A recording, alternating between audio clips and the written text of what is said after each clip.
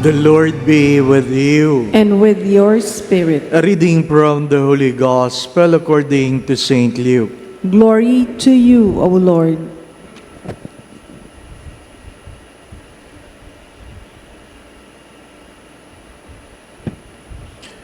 Jesus rejoiced in the Holy Spirit and said, I give you praise, Father, Lord of heaven and earth. For although you have hidden these things from the wise and the learned, you have revealed them to the childlike. Yes, Father, such has been your gracious will. All things have been handed over to me by my Father. No one knows who the Son is except the Father, and who the Father is except the Son, and anyone to whom the Son wishes to reveal him. Turning to the disciples in private, he said, Blessed are the eyes that see what you see.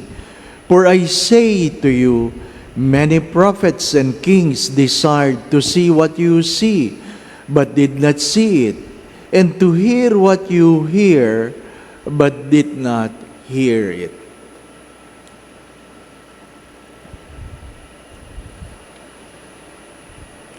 The Gospel of the Lord. Praise to you, Lord Jesus Christ.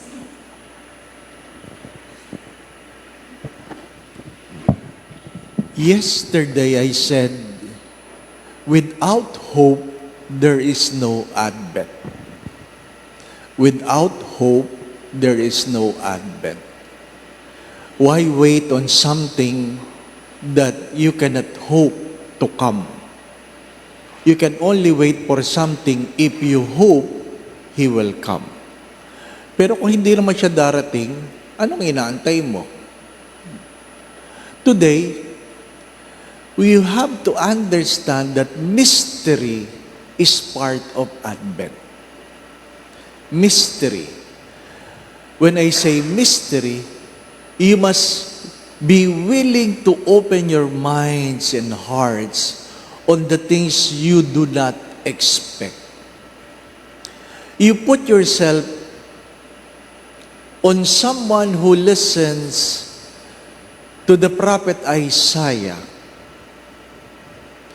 In the mere first line,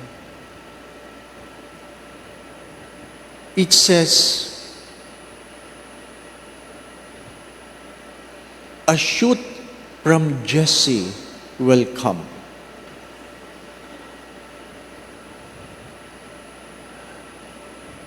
Naintindihan niyo ba yun? Yun ang misteryo. Diba? Yun ang misteryo.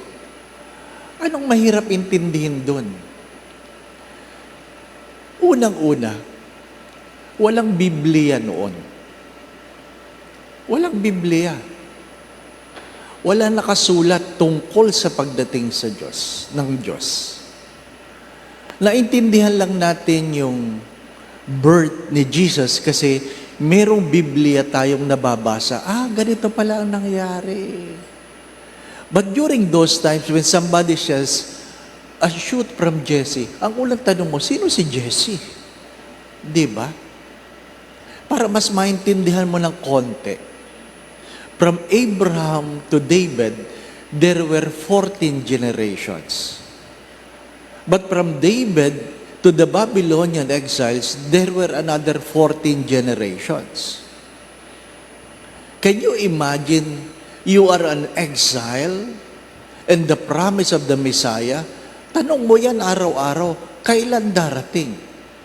At sasabihin lang sa'yo, remember a shoot from Jesse. Sino si Jesse?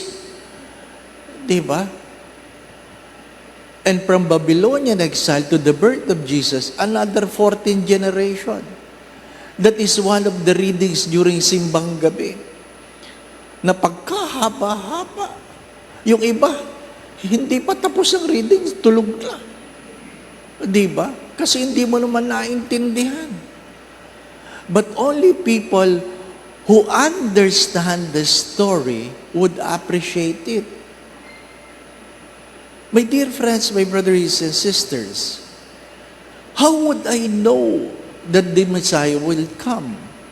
There were promises in the Old Testament, and that is the mystery how it happened. How will it happen?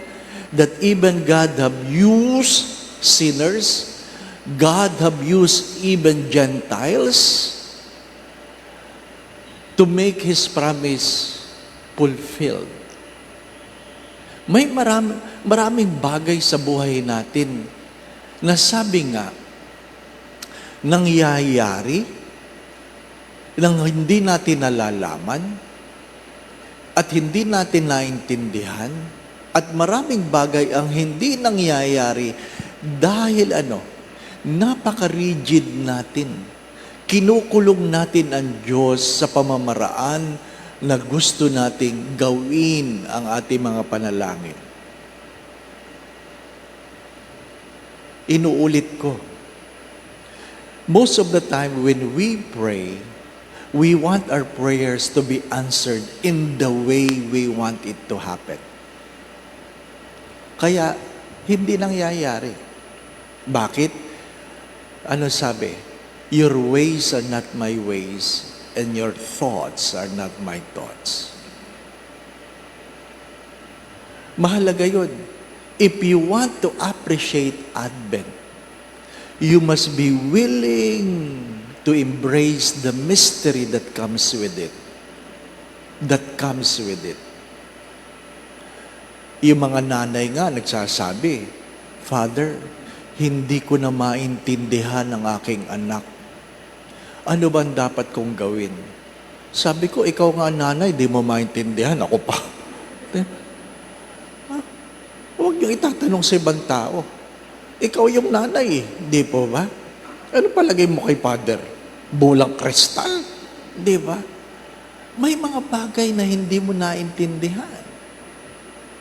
Ni minsan, tinatanong ka ng doktor, ano pakiramdam nyo? Bakit ganyan na pakiramdam nyo? Hindi ko po alam, Dok. Hindi po ba? Gusto mo sabihin sa doktor, kung alam ko ba, pupunta ba ako sa iyo? Maraming bagay na hindi natin naintindihan. Kaya anong palagi ko sinasabi? Huwag masyadong nag-aalala.